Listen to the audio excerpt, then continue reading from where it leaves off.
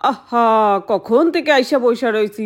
এ মাইয়াগুলা কোথায় গেল কিছুই তো বুঝতে পারতাছি না। এদিকে নাতি নাতনিগুলারও দেখতে পারতাছি না। আমার তো আর ভালোই লাগতেছে না বইসা থাকতে থাকতে একা ঘরে। গুড্ডু ভাই, আজকে সাঁতার কেটে ভীষণ মজা হলো, তাই না? হ্যাঁ পিয়া দিদি, আজকে সাঁতার কেটে অনেক মজা হলো। টিডিং টিডিং পাং পাং, টিডিং টিডিং। এই চল আমরা ঘরে যাই, এখন ঘরে গিয়ে আরেকবার স্নান করব, তারপরে আমরা সুন্দর করে জামা প্যান্ট পরে খেলতে যাব, ঠিক আছে? হ্যাঁ ঠিক আছে পিয়া দিদি, আমরা তারপরে খেলতে যাব কেলটু রাজু দাদাদের বাড়ি। হ্যাঁ ঝটপট চল। আরে দিদুন, আরে দিদুন আবার কেন এসেছে? মানে দিদুন আবার চলে এসেছে? ও দিদুন, তুমি কখন এসেছো গো? আরে পিয়া, এই তোরা কোথায় গিয়া রইছস? আমি কখন থেকে ঘরের মধ্যে বইসা থাকতে থাকতে আমার একদম ঘুম পায়া গেল গিয়া। তোর মা তোর মাসি সব কোথায় গেল? আর তোর ফ্রক জামাগুলো কি হয়েছে? এগুলো কি জামা প্যান্ট পরে রইছস? যা যা, সুন্দর একটা ফ্রক পরায়।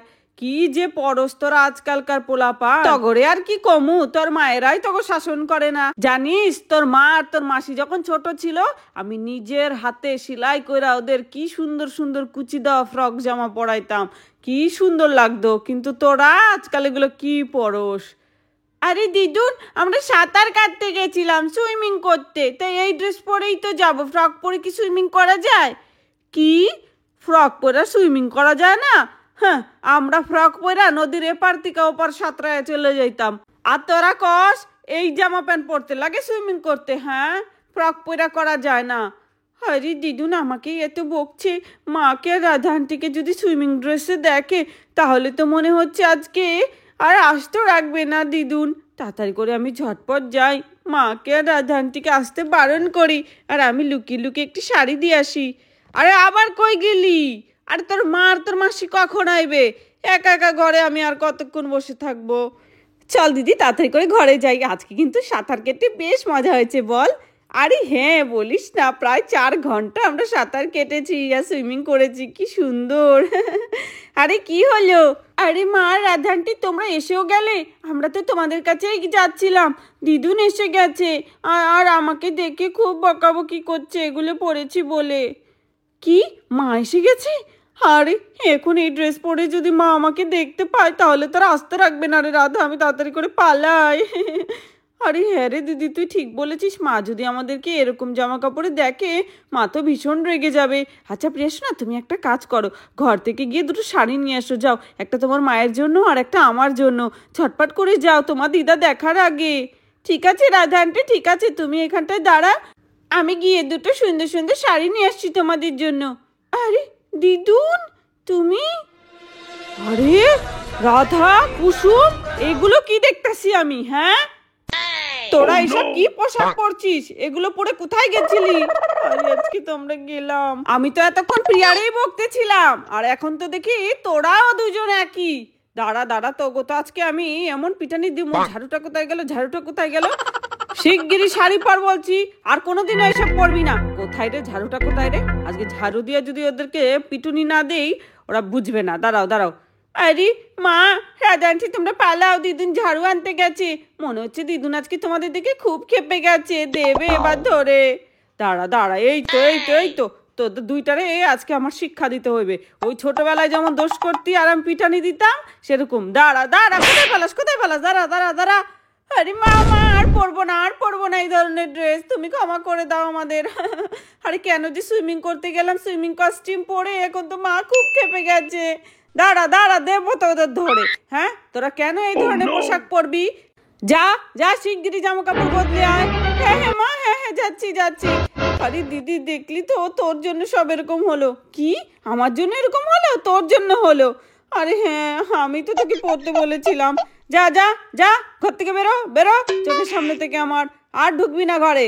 কোথায় ছেলেপুলেগুলো মানুষ করবে তা না, এখনো নিজেরা বাচ্চাদের মতো হয়ে ঘুরা বেড়ায়। আমার হলো যত জ্বালা, এই মেয়েগুলো এত বিগড়াই গেছে না, তো হাঁপাই গেলাম, আমার মনে হচ্ছে প্রেশার উঠে গেছে।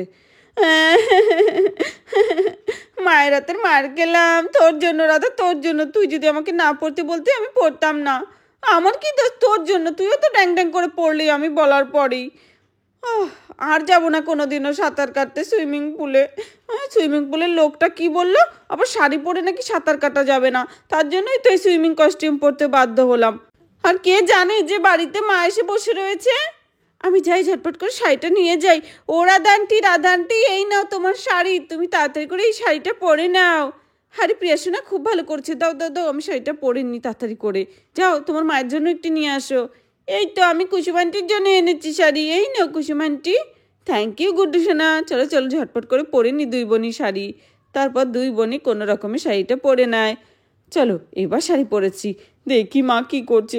এ দিদি, আমার না ভয় করছে, যদি ঘরে ঢুকে দেখি মা আবার আমাদেরকে ঝাড়ু নিয়ে তাড়া করছে। আরে না না, মা আর কিছু করবে না। ওই দেখ, মা ঘুমিয়ে গেছে, দেখেছিস তো, একটুখানি রেগে গেছে, তার জন্য কত ক্লান্ত হয়ে গেছে। আমার মনে হচ্ছে আমাদের দেখে মায়ের হাই প্রেশার উঠে গেছে। এ দিদি, মাকে আর ডাক দিস না এখন।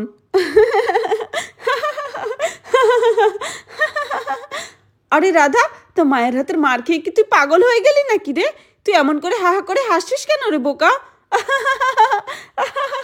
আরে দিদি, হাসছি আমি এই কারণে যে মায়ের হাতের এই মার কত বছর পর খেলাম বলতো তুই আর আমি।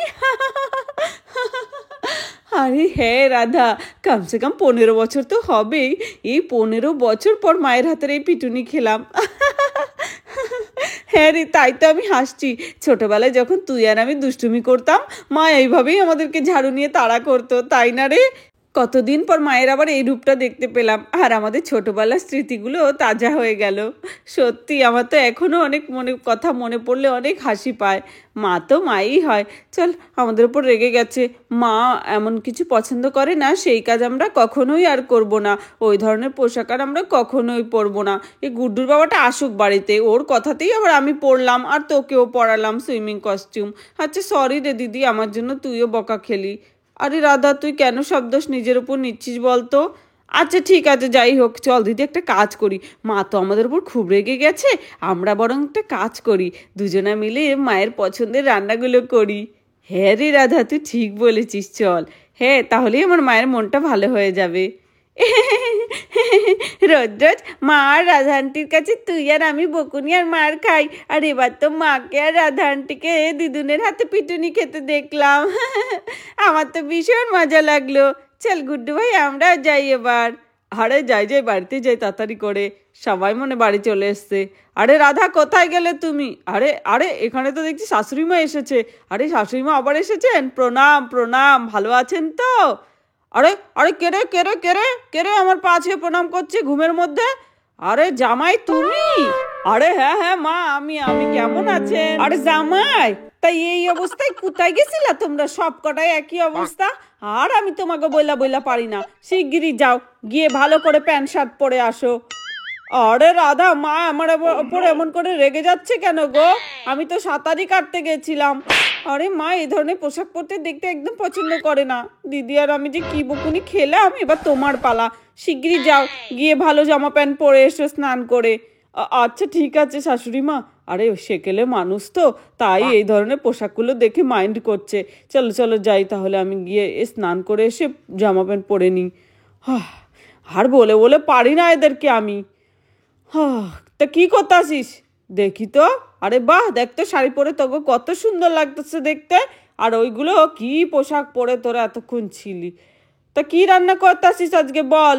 মা, আমাদের ঘাট হয়েছে, আমরা কোনোদিন ওই ধরনের পোশাক পরবো না। আর আজকে এখন আমরা রান্না করছি তোমার জন্য ছানার ডালনা, পোস্তর বড়া। আর কি করব বলো, তোমার পছন্দের রান্নাগুলোই করব আজকে সব। ও, আমার পছন্দের রান্না করবি? তা বসে বসে মেনুটা বললি আজকে। ঠিক আছে, কি কি করবি বললি? আলু পোস্ত, তারপরে ছানার ডালনা, পোস্তর বড়া। হ্যাঁ মা, আর ভাবছি তোমার জন্য একটু দুধ পুলি পিঠেও বানাবো। পিঠে পুলি খাওয়ারই তো দিন এখন, তাই না? হ্যাঁ রে রাধা, পিঠে পুলি বানা সুন্দর করে, মা তো মালপোও অনেক পছন্দ করে। আরে বাহ, পিঠে পুলি বানাবি? বানা বানা, অনেকদিন খাই না তোদের হাতের পিঠে পুলি। হ্যাঁ মা, তুমি বসো, আমরা দু বোন মিলে আজকে ঝটপট করে বানাবো। আর তোমাকে কোনো কাজ করতে দেব না। আর তোমার যেই কাজ পছন্দ নয় সেই কাজ আমরা দু বোন আর কোনোদিনও করবো না। ঠিক আছে ঠিক আছে, যা, তোদের আমি মাফ করে দিলাম। তোরা নিজের ভুল বুঝতে পেরেছিস, সেটাই আমার কাছে অনেক। তারপর রাধার মাও খুশি হয়ে যায়। তাহলে বন্ধুরা, ভিডিওটি এখানেই শেষ করছি। ভালো লাগলে প্লিজ একটি লাইক এবং সাবস্ক্রাইব করে আমাদের পাশে